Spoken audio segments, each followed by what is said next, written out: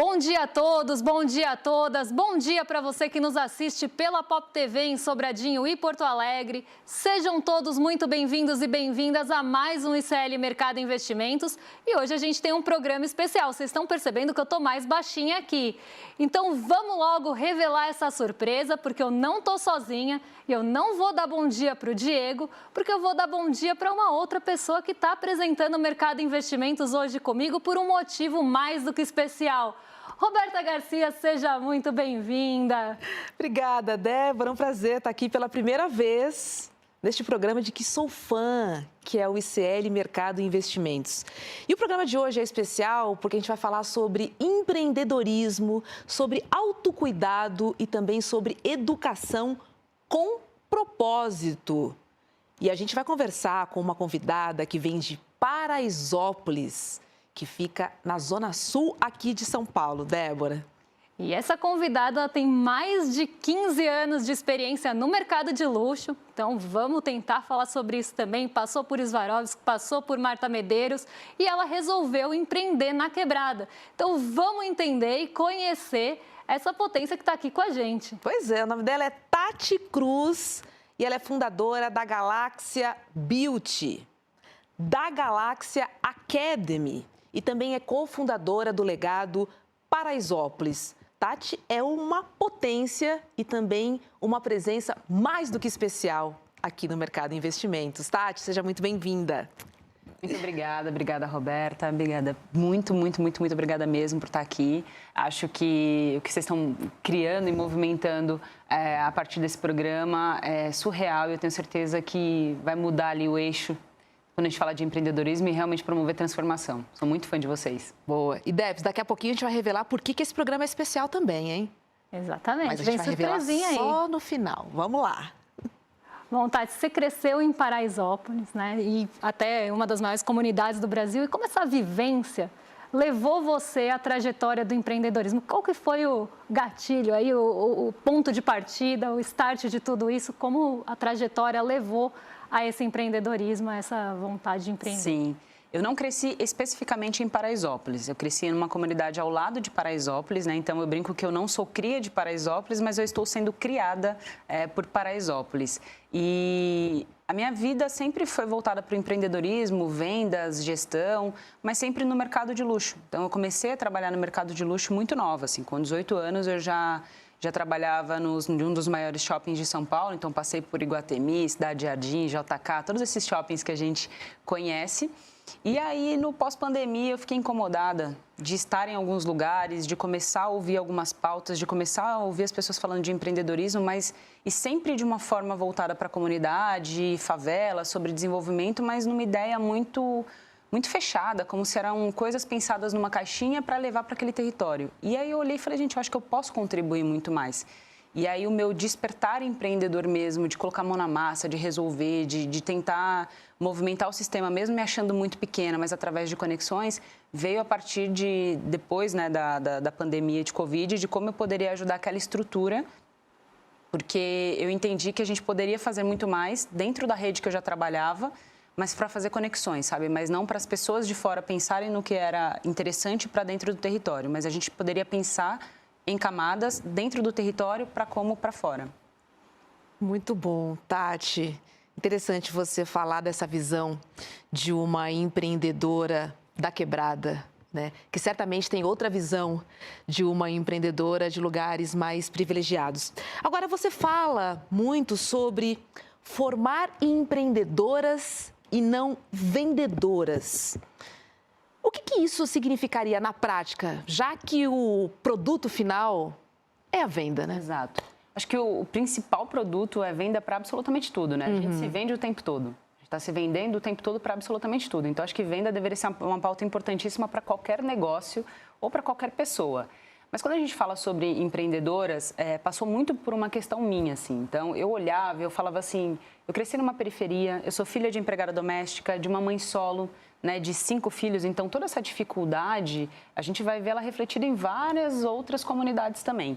Só que eu sei que eu tive oportunidades que foram me dadas por pequenos privilégios, não só por uma questão de capacidade para aquela oportunidade. Eu tinha, sim, minha capacidade, mas eu vi vários currículos serem descartados nos lugares onde eu passei, currículos impecáveis, de pessoas que estavam muito à frente, inclusive, do que outras, mas que eram colocadas em um outro cargo por uma questão racial, por uma questão de xenofobia, por várias questões, de gordofobia e por aí vai. Então, quando eu decidi empreender dentro da comunidade, mais do que falar sobre vendas, eu fui falar sobre empreendedorismo porque eu via, de fato, mulheres que tinham muito potencial, mas que não foi dada a devida oportunidade para essas mulheres se desenvolverem, desenvolver os seus negócios, desenvolver o que elas acreditavam, como me foi dada lá atrás. E como eu via que não era dada para outras pessoas. Então, quando eu falo sobre formar para empreender e não só para vender, porque vender para mim é o básico, a gente tem que ter isso em todos os negócios, mas para empreender onde você decidir. Empreender não tem que ser só falado no formato daquele empreendedor que tem acesso a capitais, fundos de investimentos de 5 milhões, 7 milhões para queimar a sua ideia, para criar uma nova startup que vai virar unicórnio ou não. A gente vai falar do empreendedor que está fazendo a economia girar. Aquele empreendedor que tem a barraquinha na frente da tua casa, aquela mulher que acredita que vai vender ali ela vai lá, ela ainda é a sacoleira, mas ela quer montar a tua loja. Ela quer empreender com dignidade dentro da realidade dela, porque às vezes para ela, empreender é simplesmente ela conseguir ter uma qualidade de vida melhor para ela estar próxima dos filhos, para ela conseguir estudar, para ela desenvolver uma autoestima diferente. Então, esse empreender que a gente fala muito é para que essa pessoa consiga empreender dentro da função que ela imaginar. Por isso que a gente bate muito na tecla de empreender e se desenvolver a partir disso. Bacana. E você acredita, né? Você falou, quem tem acesso a fundo, quem já tem um outro ponto de partida. Você acredita que esse tipo de empreendedorismo, esse tipo de iniciativa pode mudar ali quem tem, né, o direito de empreender ou liderar o empreendimento no país? Como você vê essa mudança, né, que a gente pensa, quem tem o direito, quem que já parte ali? Mas será que a gente não tem outras formas de abraçar, né, todos esses empreendedores e colocar eles também nesse lugar de direito de empreender, de estar ali à frente? Você vê essa mudança nesse tipo de iniciativa?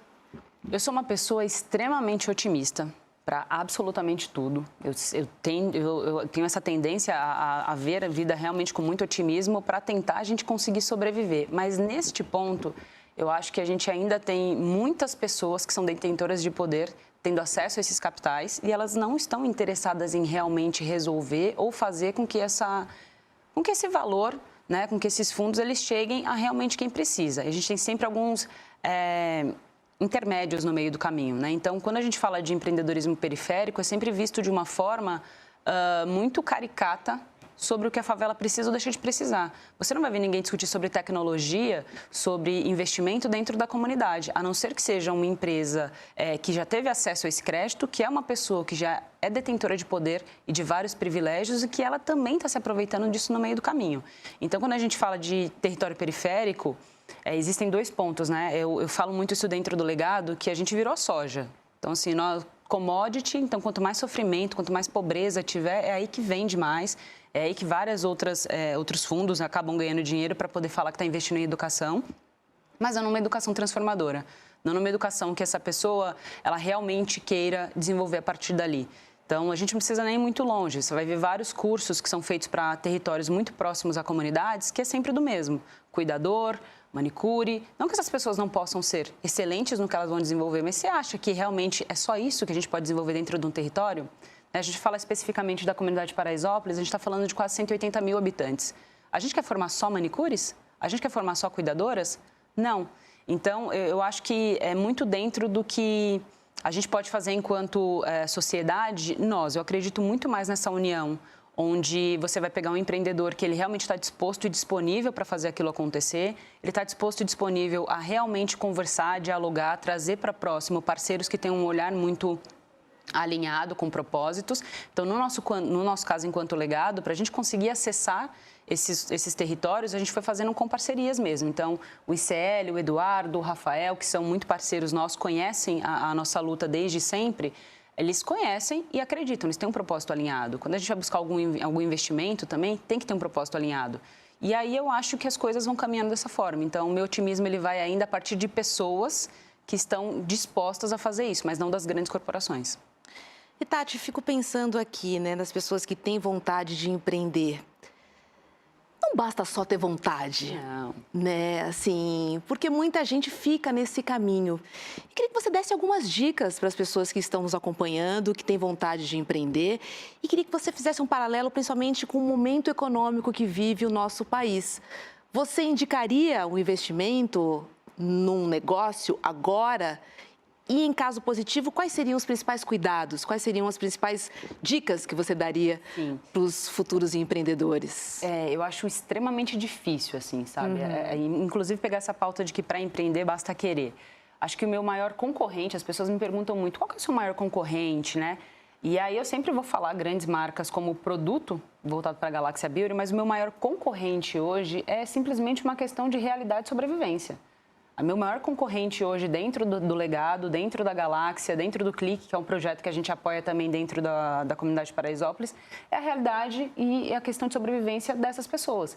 Então, uma mulher que tem jornada dupla, que já trabalha como babá, que já trabalha como diarista, que sonha em empreender justamente para poder ter essa rotina um pouco mais voltada para a família, ela tem que voltar para a realidade de que, tudo bem, eu quero fazer isso, eu quero estudar, eu quero me dedicar a isso, mas ao mesmo tempo eu tenho uma realidade de uma conta de luz batendo, de pagar o gás... O boleto chegando e de uma realidade que é extremamente massacrante. Então, hoje o meu maior concorrente é realmente o instinto de sobrevivência dessas pessoas, porque ela fala, prefiro garantir os R$150, R$180 da diária, mesmo eu sabendo que eu vou ficar fora da minha casa das 6 da manhã até as 8, 10 da noite. Mas aí, ao mesmo tempo, você vê mulheres, eu vou pegar muito desse recorte de mulheres e jovens, que são os dois pontos que a gente trabalha muito, que estão sedentos, assim, com muita vontade de fazer a coisa acontecer. Então, quando a gente pega, são maturações diferentes. Se você já tem esse olhar, se você já conseguiu acessar alguns pontos e você precisa de construção de ponte, de conexões, de acesso a um crédito mais consciente, a gente pode tentar também fazer a ponte. Eu acho que aí você começa a se sentir um pouquinho mais seguro de começar. Não existe a gente trabalhar sozinho, mesmo a gente tendo o nosso próprio negócio. Empreender é muito solitário, é muito doído. Mas se eu fosse empreender agora, baseado no meu começo também, seria através de conexões. Seria através de procurar empresas que pudessem facilitar o meu caminho de alguma forma. Então, empresas ou fundos de investimentos que estivessem dispostos a me desenvolver, né, a me colocar, a me trazer um capital social. Porque a gente fala muito do capital financeiro, de investimento financeiro, de dinheiro, mas nem tudo é sobre dinheiro também. Então, às vezes é sobre acesso, é sobre você ser educado novamente, então educado com um olhar empreendedor, porque a gente empreende pelo instinto. Mas a gente tem alguns outros caminhos que fazer parte de um grupo que pode te apoiar e te desenvolver, ele é muito mais importante.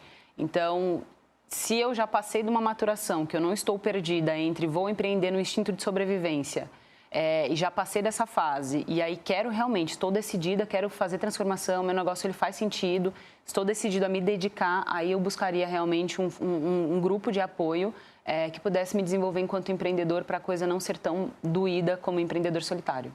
Débora, posso pegar uma carona aqui? Claro. Temos uma economista de respeito sentada aqui neste programa, que é o seguinte, que eu perguntei para a Tati, inclusive, eu fico preocupada com essas taxas de juros que a gente está tendo no Brasil. Assim, e, logicamente, que elas seguram muito o investimento no próprio negócio, né? Ao mesmo tempo que você tem vontade, mas você também precisa enxergar o momento que vive o país, ou não? Olha, eu acho que a taxa de juros, ela é um freio da economia. Então, se você começa a ter, por exemplo, um custo de crédito muito alto, como é que você vai conciliar isso? Por exemplo, como é que você vai conseguir um crédito mais barato num ambiente que a taxa básica de juros já está ali altíssima? Isso pode inviabilizar muitos projetos, porque você vai ter que comparar ali o seu custo de capital, né? O quanto você tem de partida como custo daquilo e quanto você vai ter ali para frente de lucro. Então, a taxa de juros ela acaba freando muitos projetos. E isso é uma preocupação, né, de Brasil atualmente justamente por isso. Se ela começa a frear novos projetos, ela começa a desacelerar a economia, ela começa ali a trazer problemas de massa salarial, pessoas desempregadas que vão consumir também menos serviços. Isso vai desacelerando ali em cadeia, essa pessoa perde a renda, ela vai ter uma sinuca ali, vou comprar alguma coisa ou vou gastar em serviços? Será que minha renda vai dar para os dois? Então, esse é um problema que a gente vê pela frente que pode impactar pequenos negócios, não só pela taxa de juros, que pode ser incapacitante já do crédito muito caro, mas também dessa comparação, né, desse freio, dessa desaceleração que pode trazer, né, um desaquecimento e enforcar mesmo a economia urbana. Eu não sei como é que vocês veem isso enquanto empreendedores, se vocês sentem mesmo esse problema, né, essa dificuldade. Até gostaria, se você puder falar um pouquinho, Sim. Já teve alguma experiência com isso, quiser contar para a gente? A sensação que eu tenho é que, na ponta, de verdade, para quem está começando, isso não conta muito, isso não pesa realmente muito. Porque eu não sei se, de fato, isso acontece em outras camadas ou não, mas que a taxa de juros ela já é complicada para esse empreendedor periférico. A partir do momento que ele vai pedir uma linha de crédito, ele coloca o CEP dele. Então, a gente já está falando de uma taxa de juros que ela já é altíssima. Como é que essa pessoa sobrevive pedindo um empréstimo que ele vai pagar 5, 6, 7 vezes o valor daquele empréstimo? E às vezes a gente está falando de empréstimo baixo. Toda vez que vai discutir empreendedorismo periférico, é sempre discutido de microcrédito. Temos que falar de microcrédito. A gente tem que falar de macrocrédito, porque é onde a gente está movimentando realmente. As favelas hoje, elas já movimentam mais de 160 bilhões anualmente. Então, isso é maior que o PIB de muitos estados.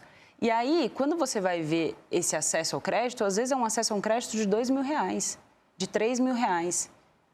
E essa pessoa está com um nome sem restrição, ela já tem até um valor ali no banco guardado, o que é muito difícil dentro de um território periférico e acho que em várias outras camadas também, porque eu fico vendo as pessoas que eu acompanho, as mulheres também que eu acompanho, a preocupação de ter o nome limpo, de não sujar o nome, é do público periférico. Porque quem realmente está acima disso não está nem aí, está dando golpe, está aplicando golpes bilionários e a coisa passa e continua tendo acesso ao crédito. Então, essa questão da taxa de juros, do que é alto, do que não é alto, dentro do território, para a base, acaba não influenciando tanto no dia a dia, porque, de novo, é a questão da sobrevivência. Você precisa do crédito. Você precisa do cartãozinho limpo para comprar a roupa do teu filho no final do ano. Você precisa do cartãozinho limpo e liberado para você fazer a compra de mais produtos.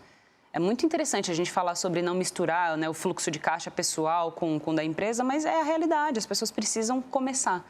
E no começo é sempre assim, né? Então, essa questão de juros, eu sinto que para dentro do território não influencia muito. É muito da onde, quem me liberou, por onde veio, sabe? Bacana. Tati, você acha que tem uma diferença em como organizar, né, e gerenciar o negócio sendo uma empreendedora e não um empreendedor? Tem. Tem? Tem muita. Que daí a gente vai entrar numa questão, quando a gente fala de um homem, o homem ele pode fazer várias funções, um homem pode fazer várias conexões, ele pode pensar no teu negócio de várias formas e as pessoas vão olhar sempre para aquele homem de, nossa, ele é visionário. Uhum. Tudo que ele faz bem. E às vezes ele nem fez 100%, tá? Então não é uma questão aqui de mulheres e homens, não. Mas eles vão olhar sempre com um olhar visionário. É um cara que está sempre à frente do seu tempo e vendo oportunidades. Quando a gente fala de uma mulher, ela tem que ser extremamente focada e fazer uma coisa só. Porque se ela faz uma outra que ela entende que é uma conexão, às vezes naquele momento essa conexão ela não vai ser tão interessante. Mas daqui a 2 meses, daqui a 6 meses, você vai ver aquela conexão fazendo sentido para cá. Quando uma mulher começa a pensar no teu negócio, sua carreira, olhando de 2 ou 3 formas, pensando em como essas conexões podem acontecer, ela é vista de, ela não está focada. Ela não, você tem que focar, você tem que fazer isso, você tem que fazer aquilo. E eu acho que isso vai para além do empreender negócio. Eu acho que isso vai para a vida, realmente. É um reflexo da nossa sociedade. Eu sinto que tem essa dificuldade e eu acho que a gente tem que realmente se posicionar e falar, não, realmente, olha, eu faço um pouquinho de tudo muito bem. Se você não faz, sinto muito, mas eu realmente faço. Então, eu bato muito nessa tecla porque eu sinto que tem sim essa diferença quando a gente fala do empreendedor homem e da empreendedora mulher. Pois é, ainda, né? É o patriarcado, né, Débora? Existe. É isso. A cobrança é desigual, as funções são desiguais e depois a remuneração é desigual também. Não, e aí da gente se a gente não conseguir resolver tudo isso, né? Porque nós somos mães, nós somos filhas, nós somos as amigas, nós somos as parceiras, somos nós que somos a base para tudo isso, né? Então, se a gente já foi treinada para isso, eles não foram treinados para isso. Então, a gente, de uma forma muito fácil, desde pequenininha, a gente é condicionada a fazer um pouco de tudo. Porque você é mulher, você vai ter que fazer um pouco de tudo. Então, a gente já cresceu com isso, com essa arte da se virologia, né? Então, a gente vai se virando, a coisa vai acontecendo e pra gente é mais natural. Só que ainda é classificado, acho que eu vejo isso muito como uma classificação de te segurar, de te podar. Não de medo de achar que a gente realmente não é capaz. Eles sabem que a gente é capaz. Mas é mais no olhar de vamos segurar aqui? Tá passando um pouquinho? É a forma que eles têm para poder segurar a gente. Você acha que há mais espaço para a mulher, para a emancipação da mulher, através do empreendedorismo do que do corporativismo? Sim. Acho que sim, porque quando a gente fala do corporativismo, a gente ainda está falando de detentores de poder e limitando o nosso espaço. Quando a gente fala do empreendedorismo, apesar de você pensar sempre numa carreira a longo prazo, mas se você quer ser empreendedora e você tem esse perfil empreendedor, eu acho que é para esse o caminho mesmo, porque a gente está falando de liberdade. Né? E quando se tem liberdade, você faz liberdade com as suas escolhas, com as suas ações, mas você tem liberdade principalmente com a tua vida, né? Você vai dominando a tua vida. E a gente tem vindo aí o ICL Tank, né, que é um projeto aqui do ICL que vai colocar investimento em 7 empreendedores que trouxeram aqui. E esse projeto ele tem ali um viés de transformação, de mudança, né, até da visão desse empreendedorismo. O que você espera desses empreendedores do ICL Tank? Você tem alguma atitude, algum valor, alguma coisa que você espera desses participantes, já de pronto sabendo que é para transformação social, que tem impacto social, tem impacto ambiental? O que você espera do programa? Eu estou super ansiosa, assim, muito feliz e ansiosa, porque eu acho que os propósitos, eles vão se encontrando no meio do caminho, né? Então, assim, tendo o ICL tão bem posicionado, né, em qual caminho quer seguir, qual desenvolvimento mesmo para o país que eles acreditam que seja o ideal, né, para esse momento, inclusive, eu acho que esses filtros foram acontecendo, inclusive de quem se inscreveu e acredita que é possível.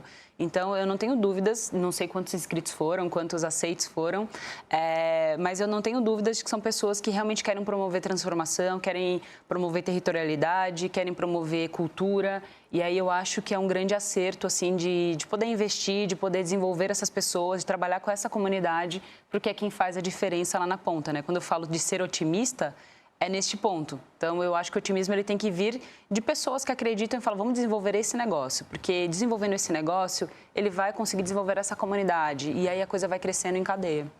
Olha, Tati, vou te contar, foram mais de 1.500 inscritos. Muita gente. E a gente selecionou 17 projetos de norte ao sul do país. Que incrível. E só projetos que têm um impacto social positivo, assim como o seu. Agora, eu sei que você já assistiu alguns episódios, queria que você contasse, mas não muito, o que você achou e o que vem por aí na programação do ICL. Eu achei super leve, gostoso, assim, eu sou empreendedora, eu gosto de programas e de pautas, assim, de entretenimento que é voltado para empreendedorismo, porque a gente vai aprendendo muito. E o que eu achei diferente, assim, já dando um leve spoiler, é porque ficou leve. Sabe, ficou leve, ficou agregador. Eu já estou apaixonada e encantada por vários, mas tem um específico que, assim, eu estou louca para provar o produto dele, que é de uma cajuína. Então, eu adorei, já quero, inclusive, quero comprar. É uma delícia, já adianto aqui. Achei muito leve, gostei muito de poder assistir. E um dos episódios também que eu gostei bastante foi um com o Rafael Donatiello, que é um mestre, assim, né? Quando a gente fala de marketing digital, sobre essa questão de escalabilidade, ele é muito bom. E tem um olhar que é o que a gente precisa, né? Porque quando a gente fala do marketing digital, é sempre voltado para uma pauta que você fala, gente, é cansativa, né? Mais do mesmo. E o Rafa conseguiu agregar muito. Eu achei que, para além de ser um programa onde você vai medir o quanto essa empresa ela pode crescer, escalar, trazer lucro ou não ficou um programa sobre isso. Ficou um programa sobre educar, né? Sobre desenvolver. E isso desenvolve tanto os empreendedores que estão ali, quanto quem está assistindo. Então, acho que foi uma aula em forma de entretenimento que eu gostei muito. E é interessante aqui, dando só um spoilerzinho, que o programa também traz os aliados, traz algumas aulas que são necessárias, porque como você mesma comentou aqui, não basta só ter vontade. E muitos projetos ficam no meio do caminho exatamente por isso. Então, o ICL Tank também tem esse lado educativo, né, que funciona não só para os participantes do programa, mas para todo mundo que está assistindo. A gente tem dicas interessantíssimas, né, Débora? Tem dica de marketing digital, tem dicas sobre economia, o que investir, foco no investimento. Tem também a reestruturação ali, às vezes a pessoa está enrolada, está com dívida, como é que você lida com isso, você conhecer o seu negócio, né? Tem aulas valiosíssimas ali, não é só blá, blá, blá, realmente tem aula também, não é só o entretenimento, mas é um entretenimento que acaba trazendo outros pontos que normalmente não são discutidos, né? E que trazem essa forma didática também de falar sobre empreendedorismo, não só a forma ali, né, de vocês quererem saber quem vai ganhar, que isso é legal também, né? Vamos combinar. Mas também de aprender alguma coisa e levar alguma coisa do programa, às vezes até para si, né, para quem está em casa. Pois é, eu falo bastante no programa, ninguém é eliminado no ICL Tank. O que eu sempre digo é até a próxima, porque com a aula que o programa oferece para as pessoas, eu tenho certeza que dos 16, né, selecionados, dos 17 selecionados, aliás, certamente serão inspiradores para outros milhões, para a nossa comunidade do ICL, para todo mundo que estiver assistindo, porque, de fato, existem dicas reais sobre dores do empreendedor que a gente está aqui para ajudar, né, para que todo mundo decole. E pegando carona do que você disse, né? Entendendo que o empreendedorismo é o grande braço da emancipação. Sim. Porque a gente concorda aqui que a meritocracia não existe. Não. É sobre isso. Tati, obrigada, viu? Por participar aqui do Mercado Investimentos. Foi um prazer conversar com você. Quero conversar mais. Iremos conversar mais, a gente vai tricotar bastante. Eu estou muito feliz, muito obrigada pelo convite. Desejo muito sucesso para o programa, para os empreendedores. Quero estar mais próxima, me coloco também à disposição sempre que precisarem. E Paraisópolis está de portas abertas, o Legado está de portas abertas. Sempre que precisarem também, podem estar por lá e mandar um oi para a gente. E o Mercado Investimentos também está de portas abertas. Então, vamos ver mais Tati por aqui, será? Quem sabe? Obrigada, Tati, por tudo. Obrigada. Quiser dar um tchau para a nossa audiência, fica à vontade. Muito obrigada. Comunidade ICL é uma comunidade que eu tenho muito próxima, eu tenho muito carinho, é uma comunidade muito parceira, é uma comunidade que eu me vejo muito, me vejo como empreendedora, me vejo como propósito, porque eu acho que é uma comunidade diferente. É um empreendedorismo diferente, são pessoas diferentes, são pessoas que realmente acreditam em transformação, acreditam em desenvolvimento e principalmente em revolução, que é o que a gente vai fazendo pelos cantinhos com as brechas que a gente tem. Então, obrigada, comunidade, e principalmente a comunidade que apoiou em uma pauta que a gente teve em Paraisópolis há pouquíssimo tempo. A gente conseguiu construir coisas gigantescas e para a comunidade que quiser estar mais próxima de ver o que elas fizeram parte, é só acessar as redes sociais do Legado, que muita coisa está acontecendo, e portas abertas também para convidar a comunidade ICL para estar bem próxima de Paraisópolis. É isso aí. E agora, antes de mandar aqui para os nossos vizinhos de cima, para o Rolê ICL, vamos ter um spoilerzinho do que vem por aí em breve no ICL Tank. E eu já me despeço aqui de vocês. Um beijão e até mais, pessoal. Fala pessoal, tudo bem? Leandro Demore aqui para dar uma notícia incrível. O ICL tem sua própria revista digital, a revista Liberta, um novo espaço de jornalismo profundo, crítico, com a nossa cara, feito para quem quer entender o Brasil e o mundo além da superfície. Na revista Liberta, você vai encontrar os maiores articulistas e colunistas com análise sobre política, cultura, atualidades e, claro, muito pensamento crítico. Esse vai ser o nosso espaço semanal de reflexão em profundidade. Faça agora mesmo a sua assinatura. Acesse icl.com.br/revista. E se você já é aluno ou aluna de algum curso do ICL, tem um benefício especial para fazer parte disso com a gente. Um desconto exclusivo para garantir a sua assinatura. Revista Liberta, é o ICL em profundidade. Olá, eu sou a Juliana Baroni e tô aqui para te fazer um convite. Toda terça-feira às 19 horas tem o Precisamos Conversar, um programa de debates feminino. A gente tem que ver, tem que analisar. Ninguém tá querendo defender causas. Elas defendem algo até a página B. Foi mais ou menos uma cama. Aqui no Instituto Conhecimento Liberta e também nos canais do Eduardo Moreira. Então, você não pode perder. Um beijo, até lá!